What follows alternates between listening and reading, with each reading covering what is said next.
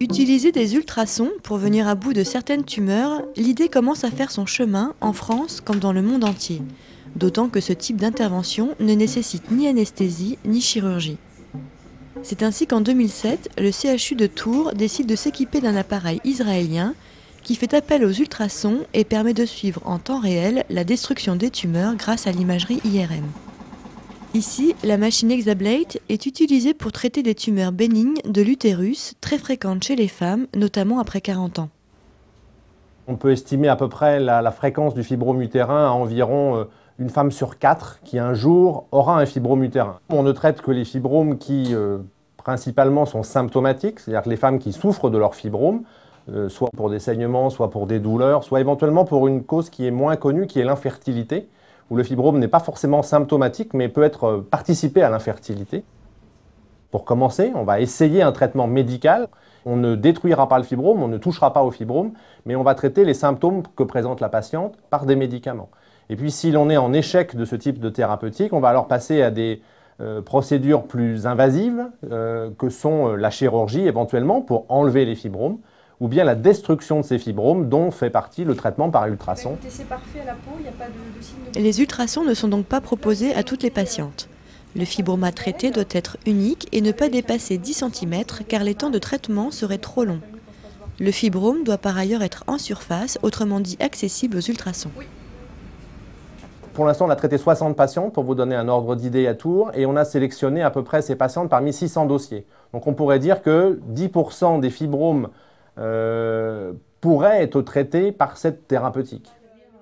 Les ultrasons sont utilisés en médecine depuis les années 70. C'est grâce à eux que l'on obtient des images d'échographie. Mais dans le cas présent, les ultrasons générés sont 10 000 fois plus concentrés, capables dès lors de brûler les tissus à leur point d'impact. Le principe de fonctionnement, c'est de déposer de la chaleur à un endroit précis, de manière à ce que les cellules montent à plus de 70 degrés, et à ce moment-là, elles vont être tuées, tout simplement, par l'échauffement. Pour déposer cette chaleur, on utilise un faisceau ultrasonore, très focalisé, de manière à ce que ça ne dépose que très peu de chaleur au niveau de la peau, donc qu'il n'y ait pas de risque de brûlure, et simplement que ça dépose de la chaleur là où on veut détruire le tissu. Voici l'appareil en question, capable d'émettre des ultrasons dans toutes les directions.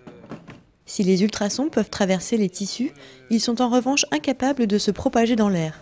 Il faut donc s'assurer que le faisceau ne rencontre aucun obstacle et reste bien focalisé sur la cible. Ici, là, vous pouvez toucher, il y a de l'eau. Hein. Ici, on va mettre un gel après. Après, on va faire une piscine remplie d'eau. Et le ventre de la patiente, donc, est dans l'eau. Et il ne faut pas qu'il y ait une bulle ni quoi que ce soit sur le trajet. Et en fin de compte, s'il y a une bulle d'air, ça va défocaliser. Et l'énergie, au lieu de se délivrer au spot, va se décharger à l'endroit de la défocalisation. C'est pour ça, par exemple, qu'il ne faut pas qu'il y ait de cicatrices. Il faut que la peau soit bien uniforme. On rase vraiment nickel, parce qu'un poil, ça peut faire une petite bulle.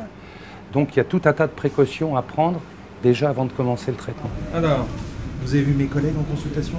La patiente, qui restera consciente tout au long de l'intervention, est préparée en vue de l'examen. Vous êtes arrivé hier soir, c'est ça? Je suis arrivée hier soir. Voilà, vous avez un petit comprimé, 2 comprimés ce matin, histoire de vous faire dormir un tout petit peu. Les sédatifs doivent être subtilement dosés. La patiente ne doit pas être totalement endormie pour pouvoir réagir en cas de sensation de chaleur, mais légèrement droguée tout de même pour supporter les 4 ou 5 heures d'examen sans bouger. Lorsque tout est prêt, la patiente est installée sur la table à ultrasons et introduite dans un appareil IRM. Grâce à lui, il est possible d'obtenir des images 3D du bas-ventre de la femme et de suivre le bon déroulement des opérations. Sur les images, les médecins commencent par repérer l'utérus afin de s'assurer qu'il ne bouge pas durant l'intervention. Ils vont également délimiter le fibrome, mais aussi la peau, les organes voisins et les os qui peuvent réfléchir les ultrasons. Car il n'est pas question d'échauffer autre chose que les tissus malades. Il faut avoir une vue et un contrôle permanent, et c'est l'IRM qui le permet. Et deuxièmement, l'IRM permet de faire un contrôle extrêmement efficace. Il y a une séquence spécifique qui permet de mesurer la température in situ. Donc on peut vérifier qu'on est monté assez chaud, si je puis dire, dans la lésion et qu'on est resté à des températures tout à fait raisonnables, notamment au niveau de la peau, puisque c'est là où le faisceau est encore peu atténué.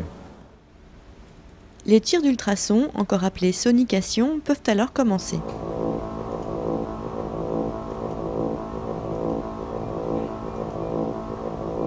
Chaque tir est espacé d'environ 90 secondes pour laisser le temps à la peau de refroidir. La diminution de ce temps de refroidissement et donc de la durée de l'examen est d'ailleurs l'un des enjeux des prochaines années. Là, on a fini l'insonication. Donc, au bout de 20 degrés, on a, vous voyez, donc là, sur la courbe moyenne, on est à 61. Et au max, sur l'ensemble de la zone, on était à 69. Actuellement, nos résultats sont aux alentours de 50-60% de patientes satisfaites avec une réduction des symptômes et une amélioration clinique. Mais il est clair que je pense qu'au fur et à mesure de l'évolution de la technique, au fur et à mesure de l'évolution aussi de la maîtrise de la technique, on pourra détruire plus et de ce fait obtenir de meilleurs résultats pour les patients. Le but est à la fois de soulager les gens et d'être le moins invasif possible. Donc la chirurgie, certes, a une efficacité totale, mais elle est quand même invasive et elle n'est pas dénuée de complications. Et en termes de vécu pour la patiente, éventuellement de cicatrices, en termes de coûts de santé publique, un arrêt de travail de presque 6 semaines pour la chirurgie versus 1 ou 2 jours pour les ultrasons.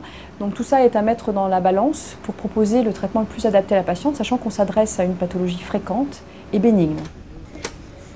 Les fibromes utérins ne sont pas les seules tumeurs à pouvoir bénéficier des ultrasons. Des résultats prometteurs ont été obtenus pour le cancer de la prostate et celui du sein, situés dans des organes superficiels. D'autres recherches se concentrent sur des organes plus protégés. Il y a des organes qui sont pas très accessibles. Pensez au cerveau, par exemple. La boîte crânienne constitue à la fois un obstacle, mais à basse fréquence, on peut la traverser, mais aussi la possibilité de défocaliser le faisceau. Ce qui fait qu'on maîtrisera moins le dépôt de l'énergie.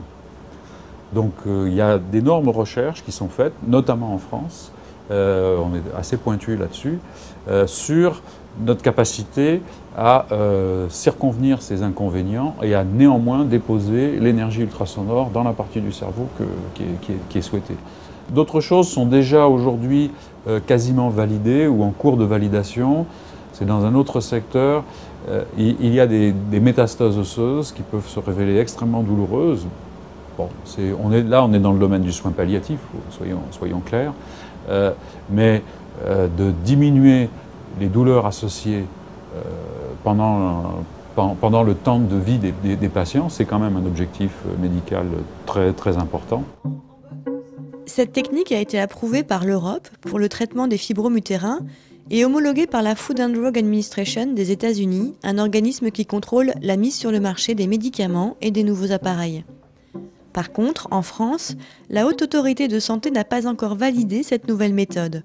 Conséquence, elle n'est pas remboursée et les patientes doivent aujourd'hui supporter le coût de l'intervention, à savoir 6 000 €. Les médecins le savent, toute nouvelle technique doit faire ses preuves avant d'être utilisée en routine. Mais les ultrasons, ils en sont convaincus, trouveront leur place à côté des traitements déjà existants. Ça va, ça a été ?